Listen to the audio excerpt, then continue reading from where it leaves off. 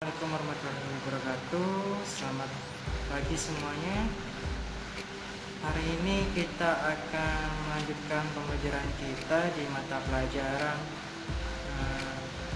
administrasi sistem jaringan. Diharapkan kalian mendengarkan dan melihat seksama slide yang Bapak berikan yang nanti Bapak akan tampilkan setelah ini.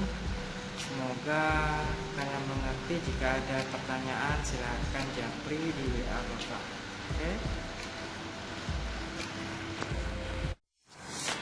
Oke, hari ini kita akan masuk materi tentang sistem operasi Linux. Sejarah Linux dibuat tahun 1991 oleh Linus Torvalds, seorang mahasiswa dari Universitas Helsinki, Finlandia. Linux merupakan sistem operasi turunan keluarga sistem operasi Unix. Linux selain digunakan untuk networking dan pengembangan software saat ini mulai digunakan untuk keperluan sehari-hari pengguna rumahan. Dalam OS Linux dikenal istilah distro. Distro itu kependekan dari distribusi. Distro merupakan sebutan untuk sistem operasi Linux dan aplikasinya. Sistem Linux merupakan sistem yang terpisah-pisah atau kernel dan aplikasi atau pustaka dari komunitas free software. Dalam sebuah distro berisi bundle dari kernel Linux beserta sistem dasar Linux, program instalasi, tools basic, dan program-program lain yang bermanfaat. Distro Linux untuk mengetahui berbagai macam distro dapat dilihat di alamat distrowatch.com. Di sini ada beberapa ya, bisa kita lihat dari 1 sampai 13. Dan ini dari contoh dari Debian, dan ini contoh dari Red Hat. Distro itu contohnya ada Debian, Slackware, OpenSUSE, Mandriva, dan lain-lain. Red Hat distribusi yang paling populer. Red Hat itu merupakan distribusi pertama yang instalasi dan pengoperasiannya mudah. Red Hat sekarang berganti nama menjadi RHEL. Debian, distribusi yang mengutamakan kestabilan dan kehandalan.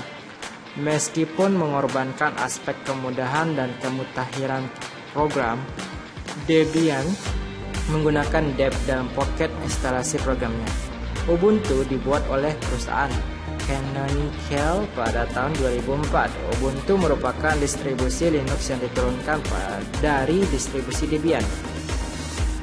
Kemampuan Linux itu ada 3. Yang pertama, portabilitas. Portabilitas maksudnya ketidakbergantungan pada suatu perangkat keras. Artinya Linux mendukung berbagai macam perangkat keras, tidak terpaku pada satu vendor. Contohnya Linux dapat digunakan untuk keperluan PC, notebook, atau mainframe. Yang kedua, multi-user. Sejumlah pemakai dapat menggunakan sistem secara bersamaan dan berbagai sumber daya sistem seperti printer, akses internet, dan sebagainya. Keuntungan, penghematan perangkat keras. File atau data dapat diakses oleh pemakai secara serentak. Dan yang ketiga, kemampuan Linux itu ada yaitu multitasking.